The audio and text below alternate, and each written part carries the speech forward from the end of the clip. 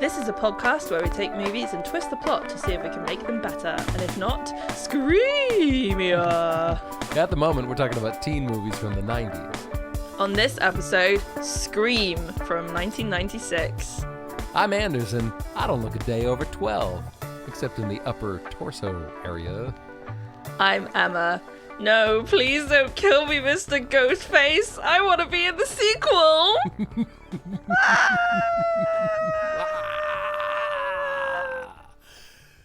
Let's start right here and now and say, this movie was a scream. Am I right? It was a scream. Very good. Well done. 10 points. Thank you very much. I'm going to add that. Just add that on my chalkboard here that I carry with me wherever I go. 10 points from Emma. Thank you very much. Put that in the bank. You can treasure those. I think it's probably worth saying straight away that we are going to spoil this movie. We're going to spoil some of the stuff in the movie, aren't we? Spoilers. And so if you're listening to this and you haven't seen this movie, please go and see it first. Please go watch it and then come back to us. And we'll be sitting here waiting for you outside the cinema, on the wall going, hey, what did you think? Hey. 1997 called and they said, spoiler alert, this is what happened in Scream. And also, your dad's going to pick us up outside of the movie theater next to the street light across the street from Rita's Water Ice. And if you're not there at 7:15, you're in trouble. Yeah. Okay? Okay. You've been warned. Yeesh. Oh gosh. Hey, we're in scary territory, so let's just be mindful of the threatening statements, shall we? Sorry. Everything's been fine. Everything's fine. Yeah, we're gonna spoil it. So I very much encourage you to watch it if you haven't seen it, because the twists are very good and you don't want them ruined. So, Scream. Ah! But seriously, Scream, the movie Scream. Scream is a horror film. It's a story about a girl. Her name is Sydney Prescott, and she's played by, is it Neve Campbell or is it something else? I feel like it's Neve Campbell. Neve, okay. Right? Neve? What's up, Neve? Neve, are you going to the carnival later? Yes. Sydney is a mysterious teen who has some kind of dark thing in her past that we don't know about initially, but we later discover that the dark thing in her past was that her mother was brutally murdered a year ago. Yeah. That's what happened to her last summer. I know what you did. What I mean? I know what you did last summer, and here's what you did. You were brutally murdered, Neve. Yeah. So she's recovering from that, and she's trying to deal with it, and her boyfriend is being the worst about it. The worst! His name is Billy, and he's a creepy guy. He's got this weird stare going on, and this kind of greasy hair in front of his eyes, and he kind of very moody and goes like, hey, yeah. And yeah. Can I just say, I mean, that's just Skeet Ulrich being Skeet Ulrich. Is it just him standing in his truth? Remember in The Craft, he was just like that. It's the same thing. He's the same guy. No offense to Skeet, but you're a lovely guy, but you got the stare, okay? I saw it, you saw it. You got the creep stare. He's got the creep stare, and he's going for it. He's living it. He's breathing it. It's working. I'm feeling it. So he is Sydney's boyfriend, and they're having some relationship issues. Yeah. In the bedroom, yeah. Which is that, surprise, because her mum got brutally murdered, she's having some slight issues opening up to people and getting lost in the moment and being physical. Yep. Shocking. Ugh. Men, what they like. Bad. That's what they like. And so that's our kind of teen scenario at the heart of this. There's a few other characters. We've got Tatum, played by Rose McGowan, who is Sydney's friend, and her boyfriend, who is called Stu, played by Matthew Lillard. Is it Lillard? It's little I don't know. All I think about is Spring Break. Let's be honest. I see that guy and I think Spring Break. I think Shaggy from Scooby-Doo. So right, right. Different reference points because you weren't around in the 90s, but that's fine. Yeah.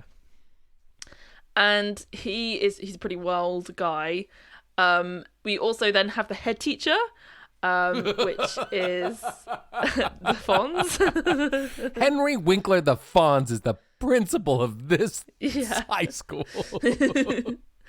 And various other characters around it. We also have Deputy Dewey, played by David Arquette, who is Tatum's older brother. So we've kind of got the little society within this town.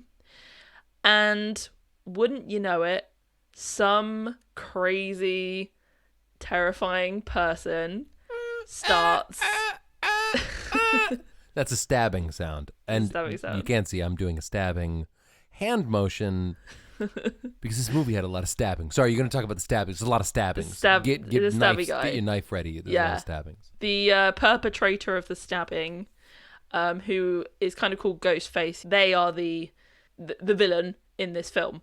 They have a kind of plastic white mask on, which is now known as the Scream mask.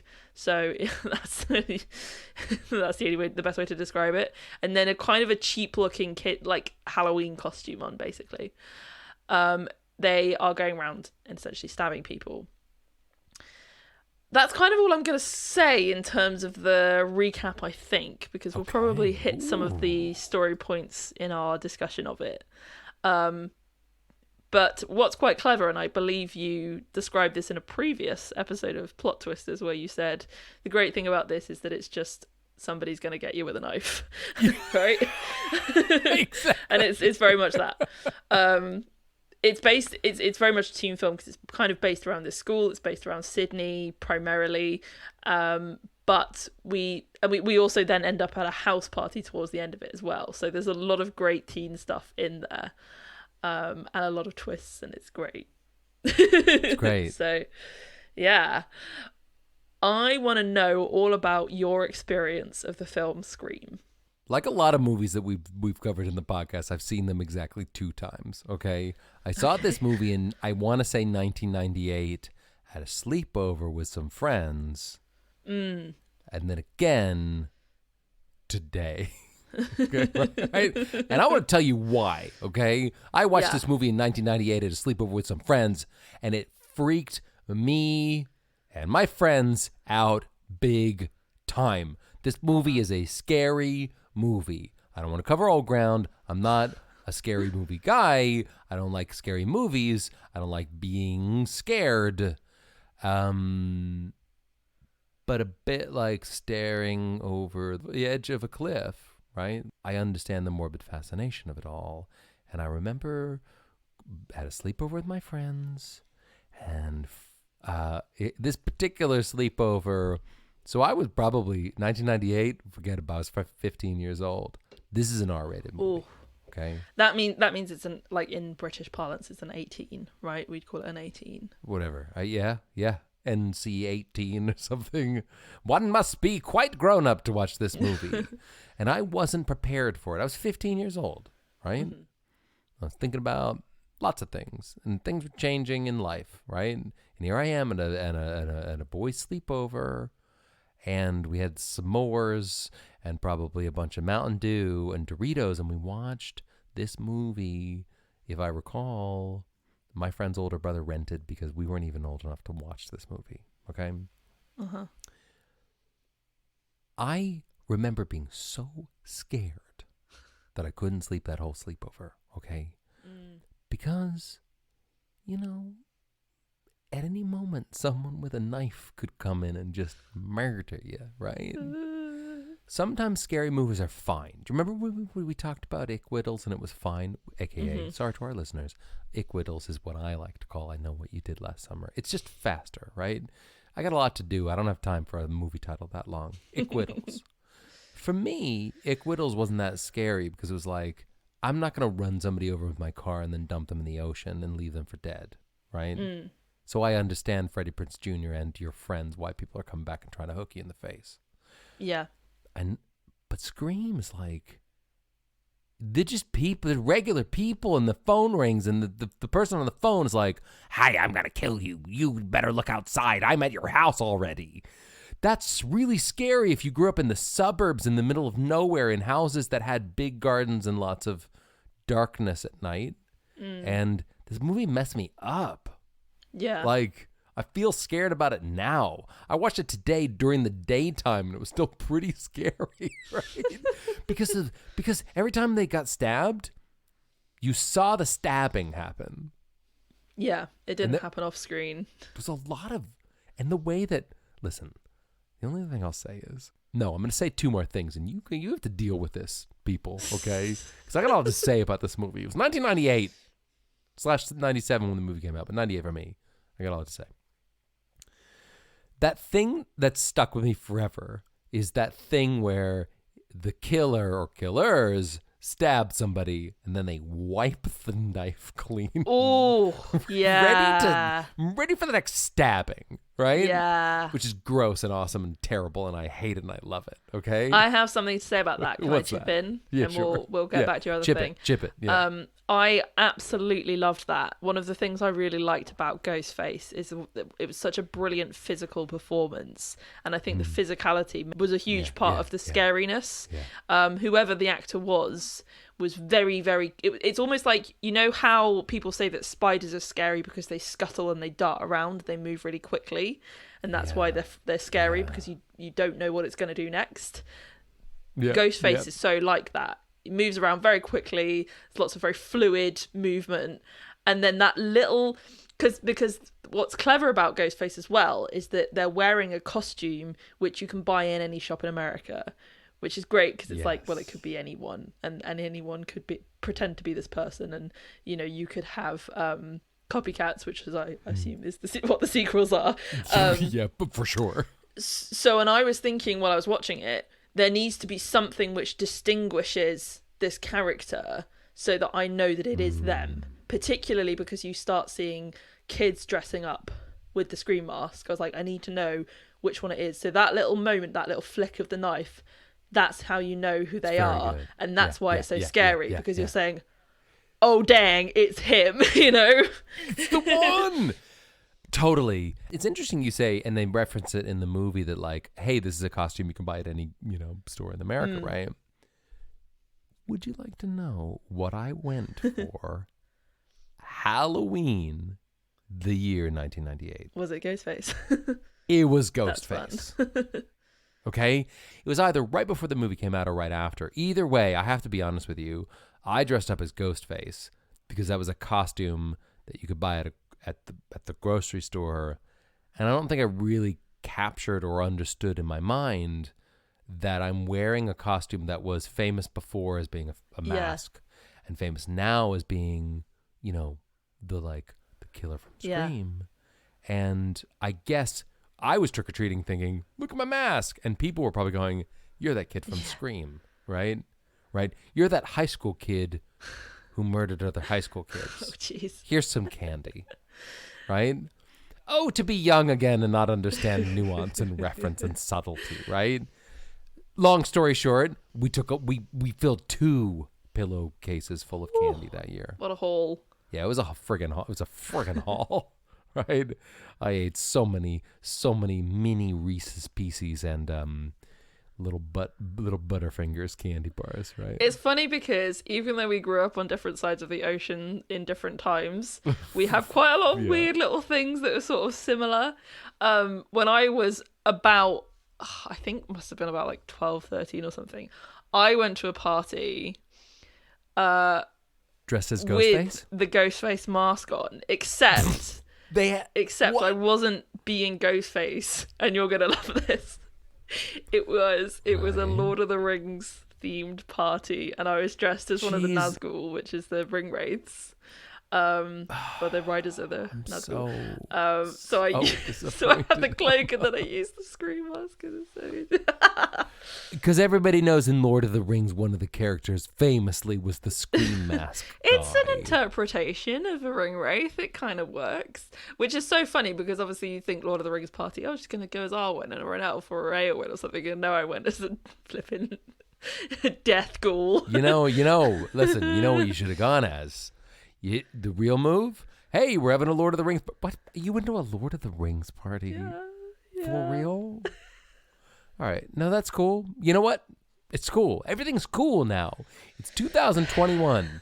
Whatever you are, it's cool. Whatever you're into, it's really cool. I was post-90s. Everyone should be on the cover of Time magazine, right? I was post-90s, so I didn't know that nerds weren't cool. You need to Google more because nerds were cool, but maybe in the future they won't be. Who knows? Time is cyclical. My point is, you know what you want to go? If you ever get invited to one of these Lord of the Rings parties, LOR parties, LORP, if you will, right?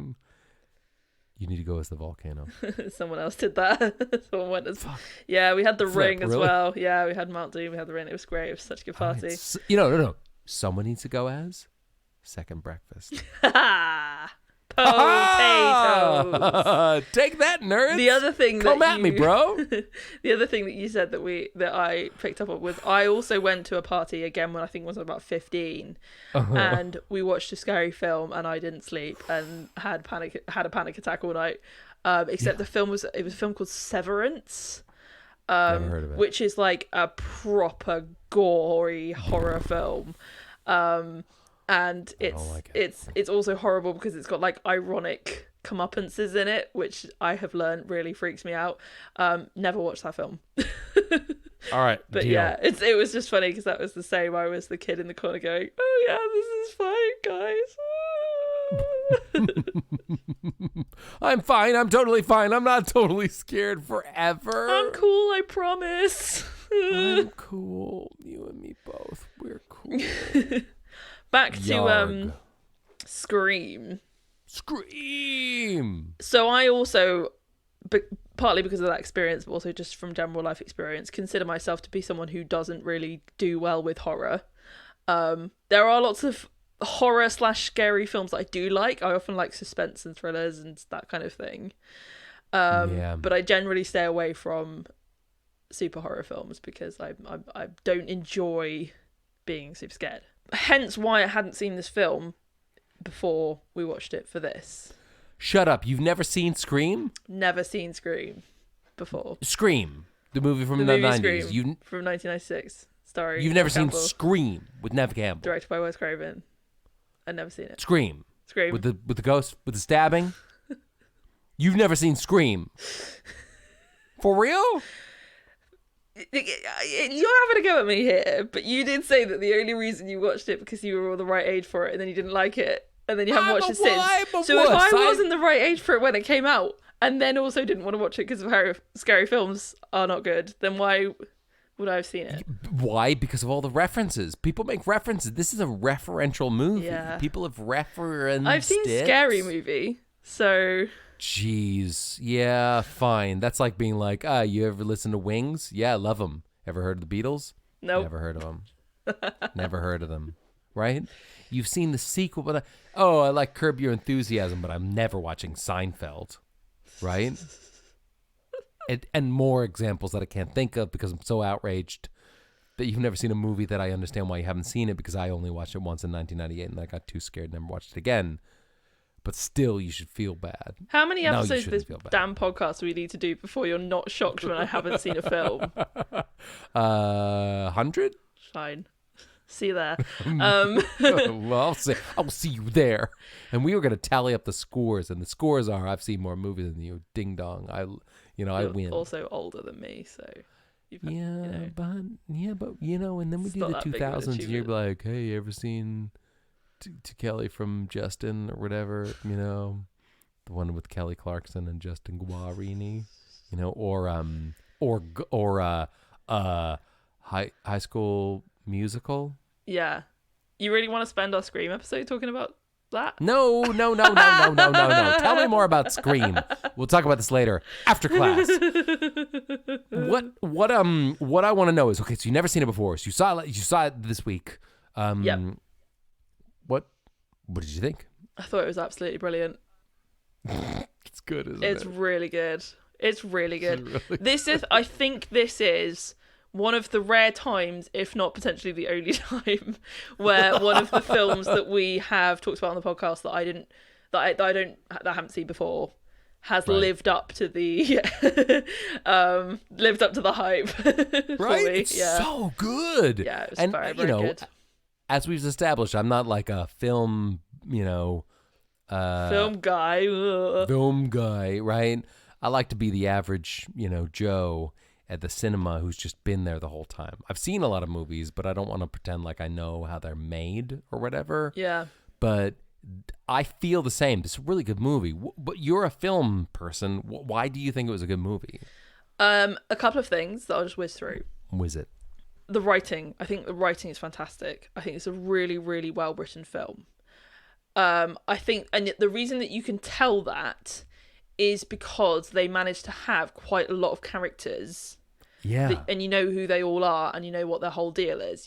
Before we've and the classic example that we always go back to is in She's All That, Freddie Prinze Jr. rocks up on the scene and he goes, and they go, he's a jock, and you go, okay, that's all I need to know. Look at my hacky That's sack. That's it. Yeah. Yeah. don't say hacky Yeah. sack. We can't go down that road. But yeah, so all of the characters in this film, you know who they are, you understand them because it's well written, and the dialogue is really sharp and funny, and the tension is great. Like, it's so good. So that's one thing. Neve Campbell is absolutely fantastic in this film. She's so good in this film. It's one of my favorite performances in like a horror scary film, I think, that I've ever seen. She does such a good job, and she it's a great character. And what's so clever about it as well is this film is meta, right? It's self-referential. It's weirdly referencing other films that Wes Craven has made, like Nightmare on Elm Street, which is fun. That's awesome, right? It's awesome. And the self-referential stuff means that they can play with your expectations and they can play with your prior knowledge. And so this film doesn't exist in a vacuum, and it is for fans of this genre, and it's for people who like movies. And the central character, she is the final girl character. She is the central horror scream queen, but she's also a commentary on it at the same time, and that's so hard to do, and it's so clever, and it's so good. So she's fantastic.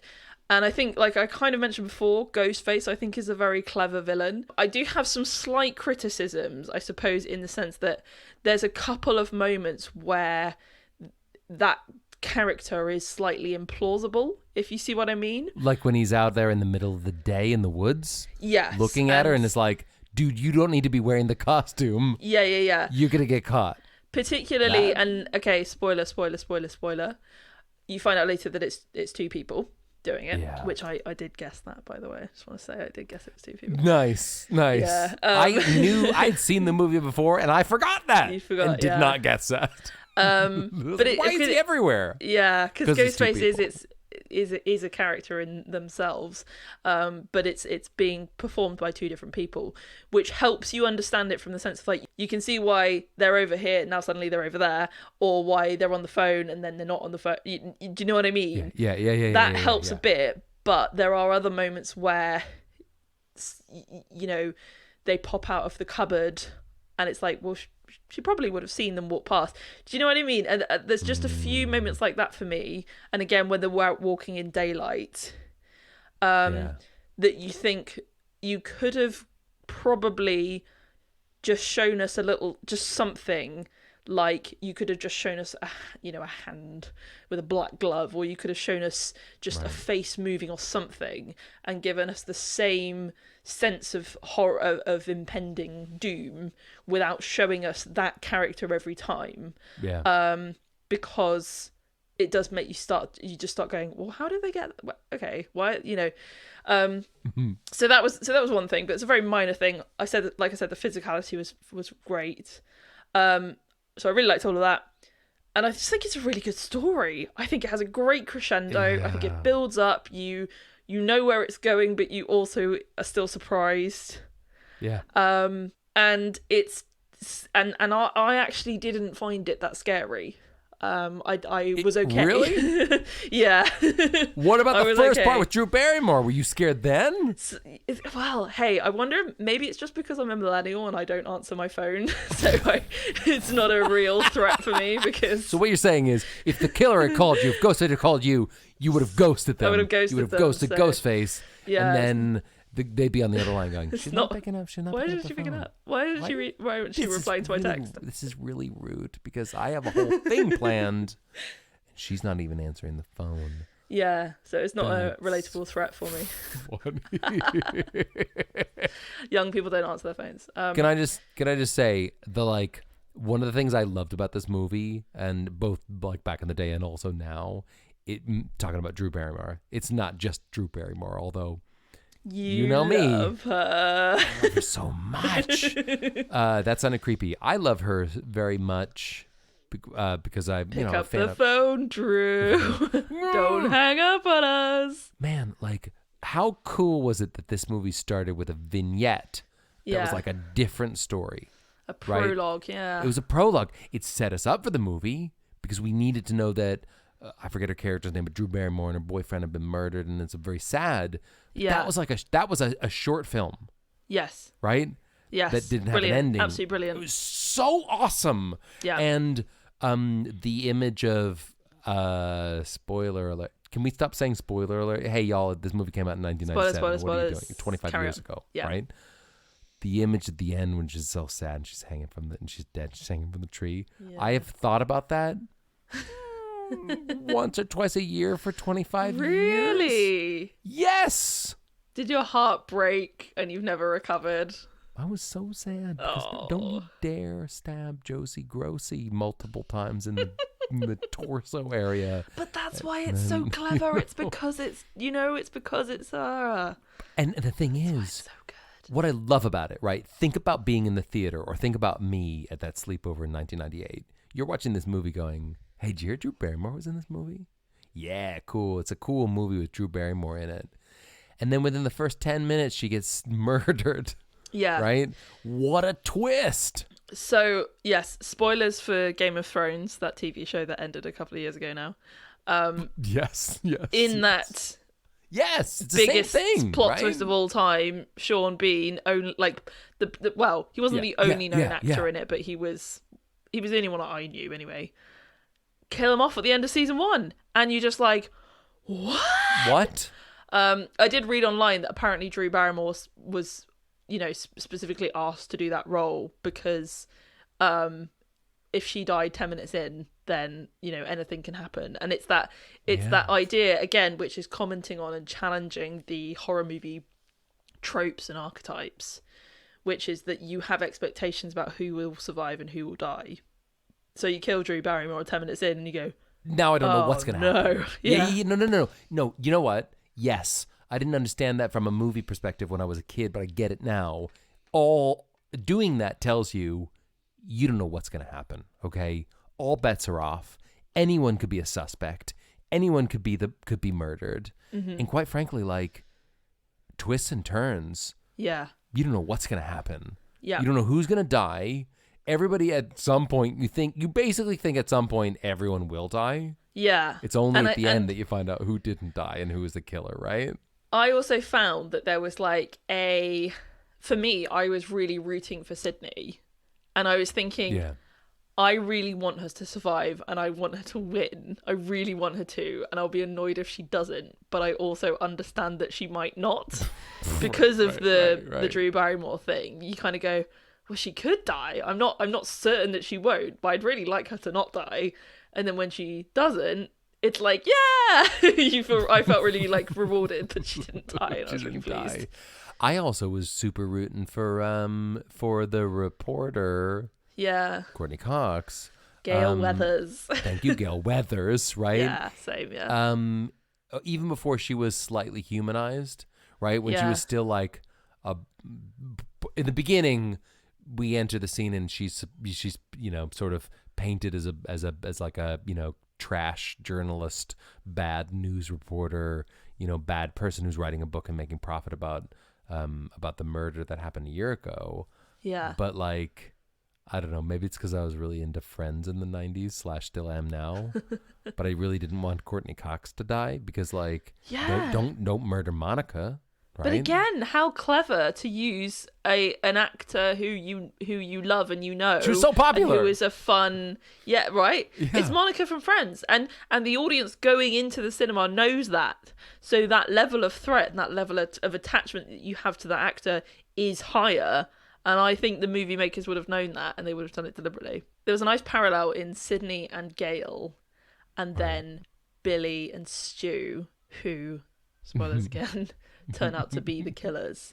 Right. Because you have almost like two relationships where the people are sort of kind of almost complementary in a way. You have someone in Sydney who is actively withholding and suppressing information, and then you have Gail who is actively searching and trying to find information. So you've got this kind of balance between them. You know, you've got one probing and the other defending. And then when you had Billy and Stu later on, that was so clever because you had the wild, crazy, over the top, very loud killer, but you also had the quiet, calculating one as well, and they were working together, and that was great. It was so good. But Stu was just doing it because of, what did he say? Because of peer pressure, right? Yeah. He didn't really know. But that was that whole thing about motives being inconsequential. Right. Which is that they put that in there, I think, because Stu was just he was representing that part of humanity that we fear, which is somebody could just flip out and do this thing one day and not have a reason and be loud and crazy and scary and unpredictable. You know, that's the kind of guy that he is. He's an unpredictable sort of guy. That's why he randomly picks up Tatum and starts throwing her around, and he randomly shouts at people. He's that unpredictability. Right. Whereas Billy is the other thing that we fear, which is calculated, scheming evil. You know, he thinks about it, he's planned it, he has these lines, he has this performance that he's doing. He's that kind of, you know, he's Anthony Hopkins in Silence of the Lambs. It's like the two different extremes of a scary person, and then they're put together and then they're both Ghostface. What's scarier though? Which one is the worst? Because is random the worst, or is it calculated? Because I look at him, I look at Billy, and I'm like, I feel I'm sensible. I from the minute one, I'm like, I don't trust you. Look at your face, right? Yeah. But Stu, I'm like, dude's just like a fun, you know, it's like a fun dude. Yeah. The point is, which is worse? I don't know. I kind of want to say I think they're both as scary as each other, but I think humans look for reason, they look for patterns and things, they look for narratives, they look for stories. Yeah. So the thought that somebody could be operating without one is kind of very scary, isn't it? Just, you know, just random things could just happen to you, and it doesn't fit in with your story, and it doesn't fit in with your narrative and how you think things are going. It's terrifying.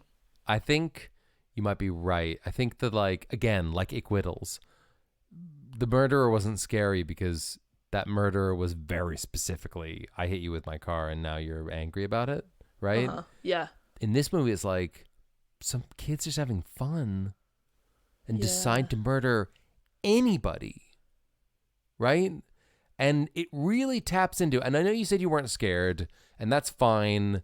It's probably because you're more adjusted than me. I said I said I wasn't as scared as I thought I was going to be. That's okay. What how scared did you think? How scared did you think you were going to be? Super scared? I thought it was going to be a 10. I was like a 7.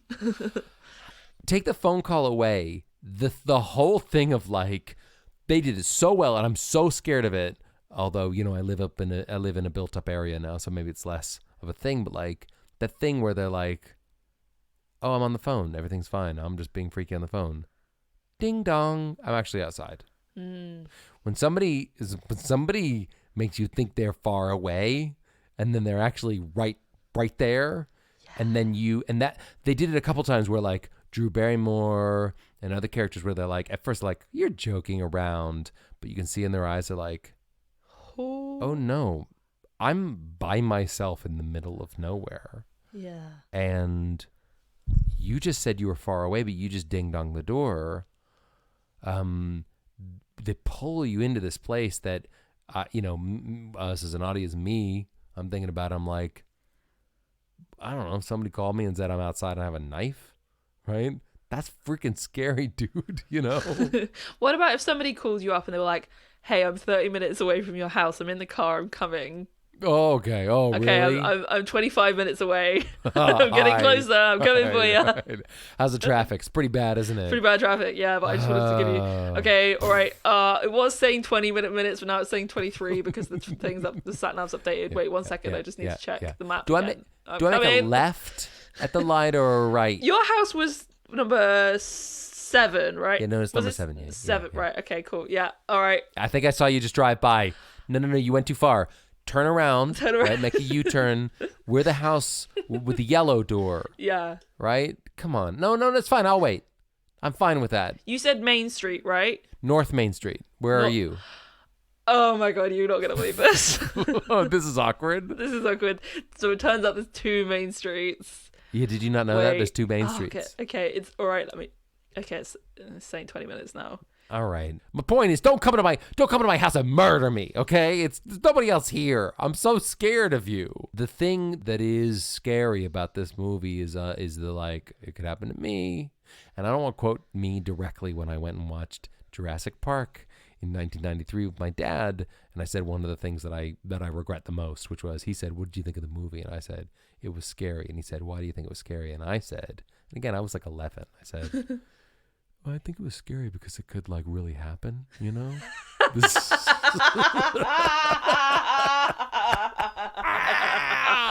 I said that for real, okay? Life finds a way. It's gonna happen. Watch out for the dinos. What is that behind you, by the way? It's a T-Rex! Oh my God. That actually scared me.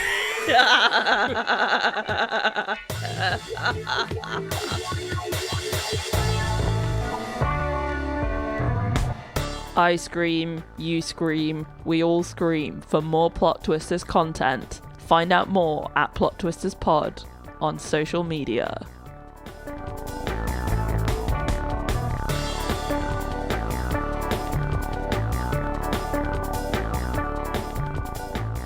I reckon we could make this film scarier. Don't do it. Did I tell you how scary? Do you not know? Scarier. I can't sleep. In general. No, too much. Let me just lock the door real quick. Okay. All right. He's going. Okay, I really did. Hang on. Hey, what is that? It's just really weird. There's something in the door that I can see there. I won't tell about fool it. me once, shame on me. Fool me 2 or 3 times, you're not gonna, don't do it again, right? Okay, all right. Like, the point is, all right, you want to make it scarier? Let's make it so scary that the movie is like, neither of us will ever sleep ever again. And all our future podcasts are just going to be like caffeinated nightmares of us just rambling like, oh my guys, I saw the film, she's all that, and I guess it was fine. If you could ruin me with this movie because of how scary it is, then your work is done, okay? And it will have a thing on the poster that says, doctors recommend you shouldn't see this movie. The end, right? And like The Exorcist, yeah. Like The Exorcist, exactly. But they mean it because as modern scientists are like, hey, you remember in the 70s when we said don't see The Exorcist? We didn't know, right? We didn't know. We still thought leeches were a good thing. It's 2021. If you see this movie, you're going to die, okay? Do you want to die? Do you want to die? Watch Scream, the version that Emma and Anders came up with. Otherwise, don't watch it. How do you make this movie scarier than it already was? Because I was scared. So what we kind of talked about some of these things already, but what was it that really, really freaked you out about it, right? You said like the unpredictability thing of the killer, it could just happen. Yes. The fact that it was teenagers in a house, and you also at times were a teenager in a house. I was a teenager in a house, in a rural house, yes. Yeah. Yes. That scared me. How about the thing that is I'm going to get inside your house and murder you no matter what you do, right? Yeah. That's Yeah, scary. Lock the door? Who cares? I can somehow crash through a window and stab you. What was scary was the thing where it's like you kept losing where Ghostface was, right? I've got you. I know where you are. You're right outside. Open the door. Nothing's there. Turn around. You're inside my house somehow, right? Yeah. The thing where you think you know where the threat is, but then it's behind you. Yeah. Even is to the it point on me? where, It's on me. With right? Spiders. Yeah, right? yeah. It's spiders. They're crawling on. They're in my mouth, right? Yeah. That's scary when you lose track of where the threat is. Yeah. Constantly. Ooh. That's why people are afraid of darkness, right? Because it's the unknown.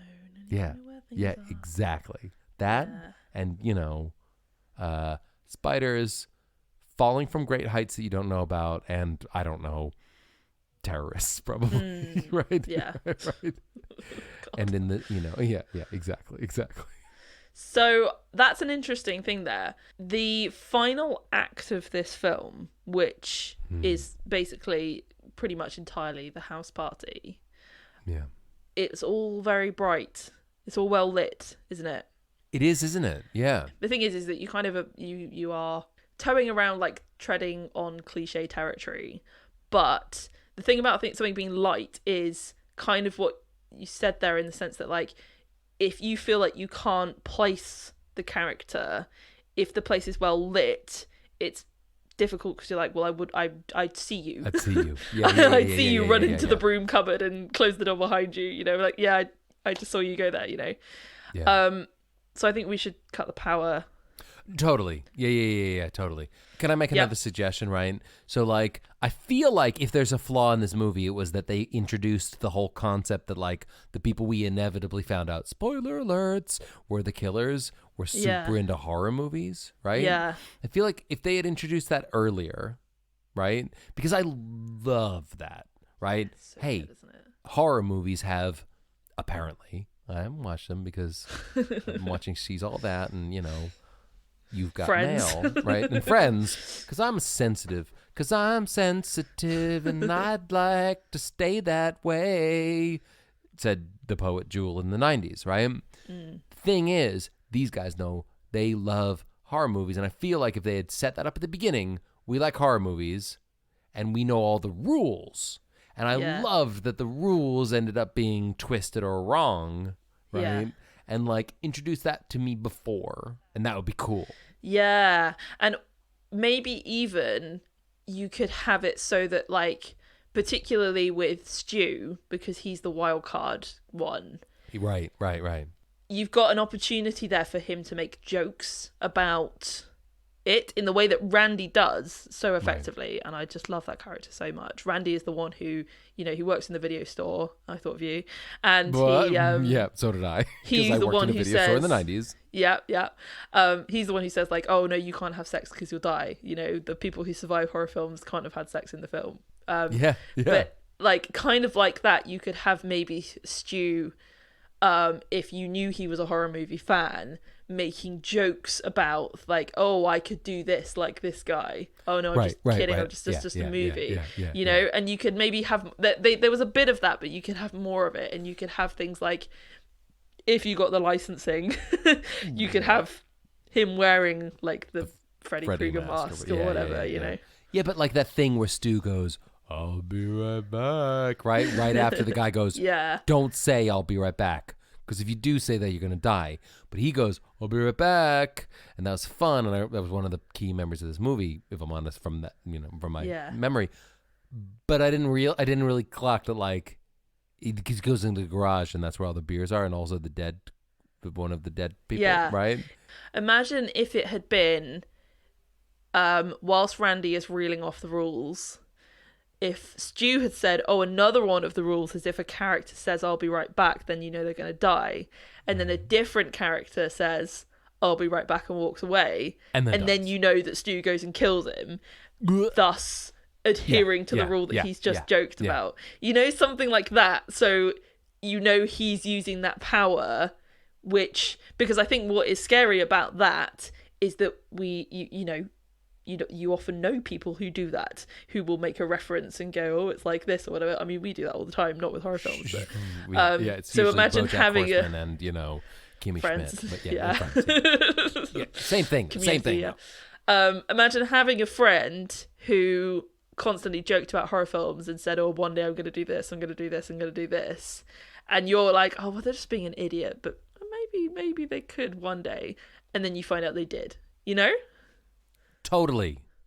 So introduce the whole concept of like movie tropes earlier. And Wes Craven knows a few things about horror movies. So like you could ham it up a bit more. And that'd be good. Cut the power at the party. Yeah. Also, hey dudes, hey kids, everyone's getting murdered at school. Why did you throw a party?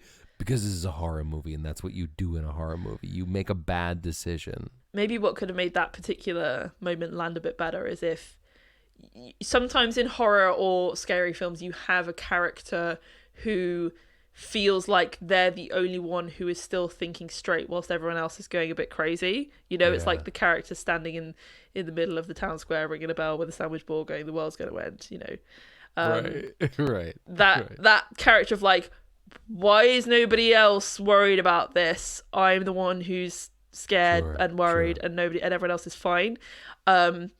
You kind of had that a bit with Sydney, but she was also quite up for the party, and she also then went and got laid at the party, which I was like, I don't know. That wasn't great. It wasn't great, and I get it. I get why they did it, and it did add more weight to the whole thing about Billy then being a super bad guy. But it did have a bit of like... Yeah, but it had a bit of a 90s like, let's see Neve Campbell in a bra.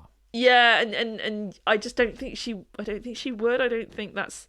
I think movies often show women being very into sexual situations where I don't think it's realistic that they would be, I suppose.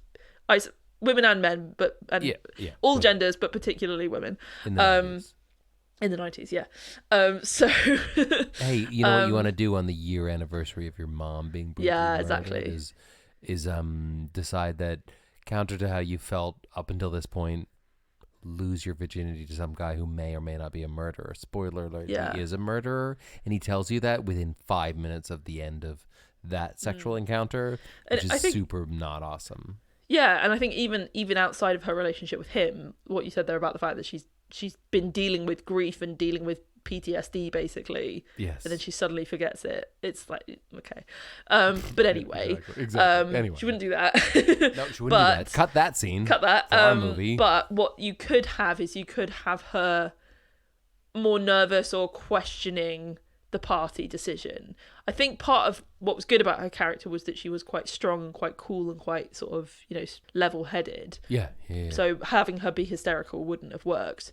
But if she had questioned, why are we having this party a bit more, that could have made you feel more uneasy about it, because it was almost like it was such a fun scene. You're like, great, there's a party now. I guess we're going to have a party now. Yeah, I've been stressed out this whole movie about this stabby guy, and now we're great, there's a party, Just somebody going, oh, this is not good. She should have been like, do you really think we should have a party? Right? What we should do is be in a safe space, lock the doors, and stand with our backs to each other holding knives to make sure murderers don't come and murder us. But instead, you know what though? Actually, no. Makes sense. Do you know why it makes sense? Why? She's in high school. Yeah. They're high school kids. The high school kids. What do they know? They want to have a party, right? That's the same reason that, like, that thing. Sorry, this is a niche thing about the movie, but that thing with the kids who are running around the school wearing the ghost mask, right? And then getting expelled by Henry Winkler, who then gets murdered, right? Yeah. Of course, kids would do that. Of course they would. I guess what we're doing here is we're not really correcting the movie. We're just there's just some tweaks that. It's a couple of tweaks. It was great as it was, but if you wanted to ramp it up more, I think these things would have helped. And I think something I sort of mentioned before, which is the way that Ghostface was shot, could have really helped. And I think I've talked about this when we did Iquitals before. It was about how powerful cinematography is in creating horror and suspense.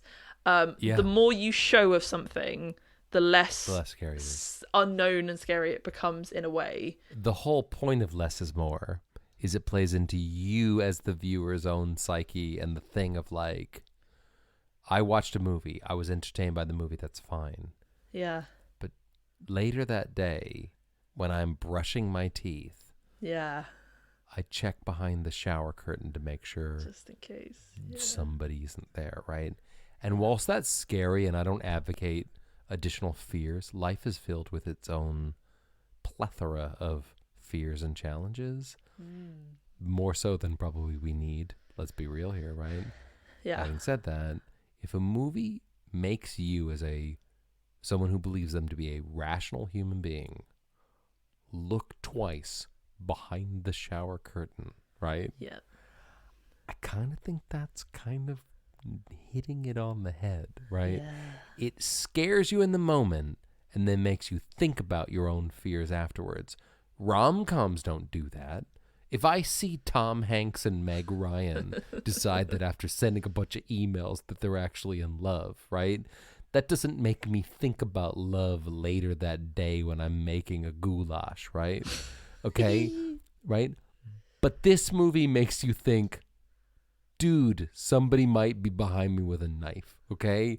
And as a human being, I think that's kind of neat, right? That's kind of neat. Well, I think that's why people love these films, isn't it? Because it's affecting and it's thrilling and it makes you feel something. It makes you feel alive. It makes you feel alive. And this movie was made 25 years ago, and it still kind of held up. Yeah. And made you feel alive and scared. Definitely. And, they mitigated the whole thing about cell phones, which, not for nothing, would be a problem in our movie. Because, if you call one on the phone, it'd be like, you could just, well, to your point, not pick up because nobody answers the phone anymore, right? No. I'd be very interested, and if anyone's listening who knows about one, I'd be very interested to know if there's like a 2020, 2021 horror set with technology and stuff, because I think there's a lot of potential there. It'll be very interesting to see. Should we mention that there is in production right now a Scream 2022 that is coming, that is happening, that has Neve Campbell and Courtney Cox in it? Should we watch it? I want to watch it with you. We should watch it. Yeah, we should watch it. So in the end, we've decided what we're going to do is we're going to make this movie the same, but we're going to make it scarier. You feel scared? I've been looking behind me legitimately. That's not for the podcast, and that's not a joke. A couple of times in the last 20 minutes. You know why? I'm freaked out. Yeah. Which I think means we've done our job. Boo! Don't do that to me!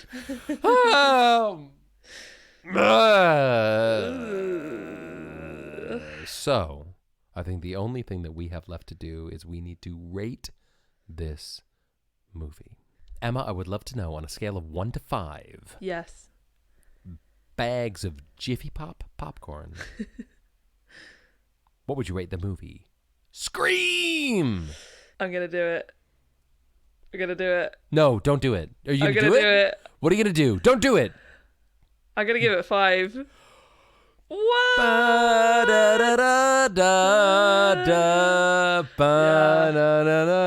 5 out of 5. I'm going to give it a 5. Wow. I know. This is unprecedented. Haven't given many 5s. I was so impressed by this film. Wow. And I have been given very high expectations of it. I think that is a big thing that I factor into my ratings, by the way, is what did I think it was going to be like and how did it compare? And this met my expectations and exceeded them. That's amazing. I thought it was great. There's stuff that you could change, which we've talked about, but my overall feeling after watching this film was that was a bloody good film and I really enjoyed it, and I'm giving it a 5 and I'm doing it and you can't stop me. Wow. No. I love that. I love that, right? Every movie we've watched, right? And don't be like, "Oh, that's the whole point of the podcast." We watch movies that I watched 20 years ago and I'm familiar with, and then I get to do that thing where I watch it again and go, "Is it still good? Do I still like it?"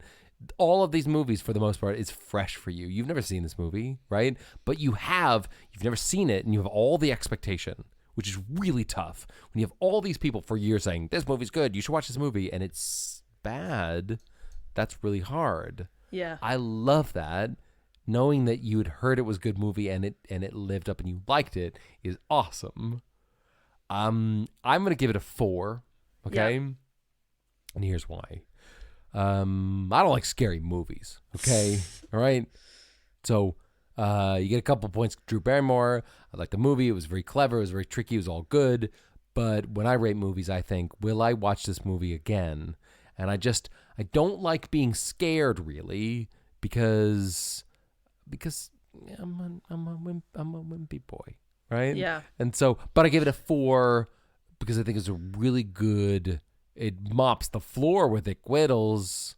And for the first time ever, I'm actually really excited about watching the sequel to a movie that we've watched. I would like to watch Scream 2.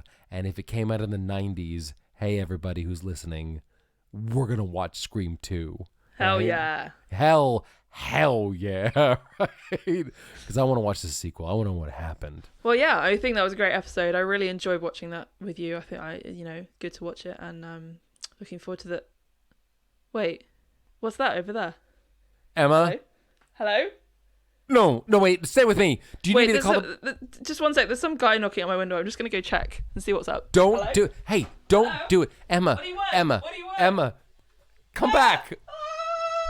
Oh my God. Listen, this happens every time, all right? Somebody knocks on the window and you get murdered, and I have to do the podcast by myself. I can't carry this load. I don't go to film school, all right?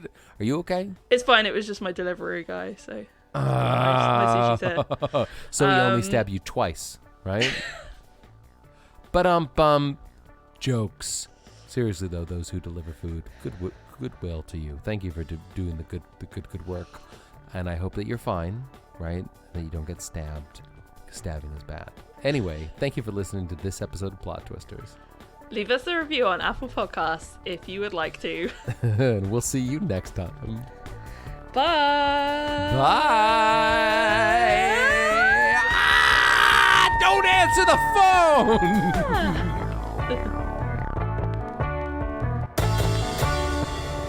Maybe I want to meet a brontosaurus and say, isn't life amazing? And you're more plausible than murder.